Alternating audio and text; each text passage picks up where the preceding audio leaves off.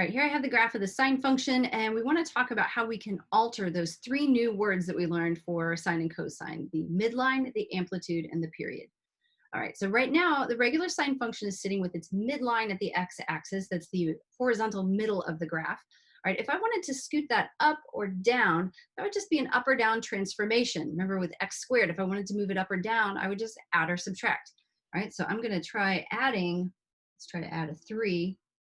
Okay, that does exactly what I expected it to. It shifted that graph up 3 tick marks. So now the midline is at y equals 3. And again, if I were to subtract instead of adding, all right, that would take the graph, and now the midline is at -3. And the same will work for cosine as well. In fact, with cosine, let's try to see if we can change the amplitude of the function. So let's turn off sine and turn on cosine. And let's talk about the amplitude. So remember, the amplitude is the distance from the middle to a peak or from the middle to a trough. All right, and so that's currently a distance of 1, like from the x-axis to 1. And I would like that to get taller, but also shorter. So I don't want to just shift it up. I want to make it actually taller. That's going to be a vertical stretch. So remember, we accomplished that by multiplying by a number. So I'm going to multiply cosine by, let's say 3, right? And that does exactly what I wanted to. Right now, the amplitude from the midline, which is still the x-axis, up, for the midline down, I have now an amplitude of 3. And remember, you can also make the amplitude shorter by doing a vertical shrink. I could do a number that's less than 1. Let's try like 0.3. I got it very, very flat, right? Small amplitude. The amplitude is now 0.3. All right. And let me take off that decimal point. You can mix and match these transformations just like with regular algebraic functions. So if I added 1 now to this function, okay, the middle of the graph is now at 1, right? That's the the horizontal middle of the graph, but the amplitude is still 3, right? From 1 to go up to that maximum at 4, or from 1 to go down to that minimum of -2, still an amplitude of 3, right?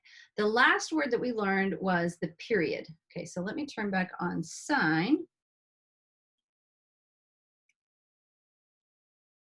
All right, so we know that our period is equal to 2 pi, right? And that was how long it took sine from the origin to 2 pi. This one is not going to be quite so straightforward because we didn't do horizontal stretches and shrinks whenever we did transformations.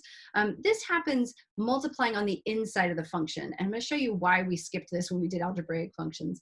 When I multiply on the inside of the function, let's just multiply something simple like 2. Okay. What did that do? Okay, so now the period of the function, the black line, pay attention to that one. Instead of going all the way to 2 pi, like the red dotted line, that takes all the way to 2 pi. Now it finishes a cycle by the time it gets to pi. All right, so by multiplying by 2, I made it take half as long for its period. Okay, so it turns out that we're going to take that 2 pi and we're going to divide it by whatever number we put inside the parentheses. We're definitely going to write that down as a formula. Let's head back over to the whiteboard. All right, so let's write down our 3 rules that we figured out by playing around on Desmos. All right, so the first thing we did was adding or subtracting a number on the end to shift it up or down. That changed the midline. So that was where we added or subtracted here this number d. So you can think about subtracting as like d is a negative number. So we're going to say that the midline is going to be at y equals d, whatever value we choose for d. The next thing we did was to alter the amplitude by stretching it or shrinking it. And that we accomplished by multiplying on the outside of the function. So that's going to be this a that's hanging out front. All right, and that changed the amplitude. All right, and your amplitude is going to be equal to that distance. All right, so I'm going to put the a in absolute value bars. It's possible that you could have a negative value of a that would cause the graph to flip over, and that's fine.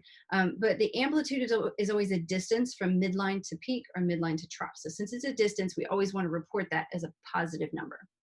The last one we did on Desmos was that change of the period by multiplying by a number on the inside. Okay, so this is going to be the b.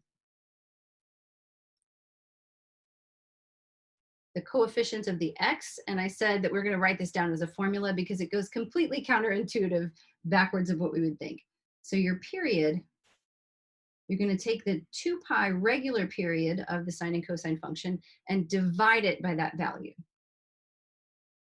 Okay, so when we had the number 2 there, it took 2 pi and it chopped the period in half.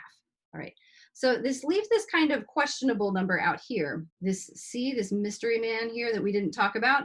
Okay, that is going to do a horizontal shift.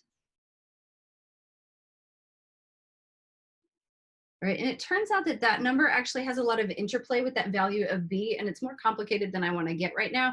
We know that that can move it around right to left, but we're really going to focus on these three transformations: midline, amplitude, and period.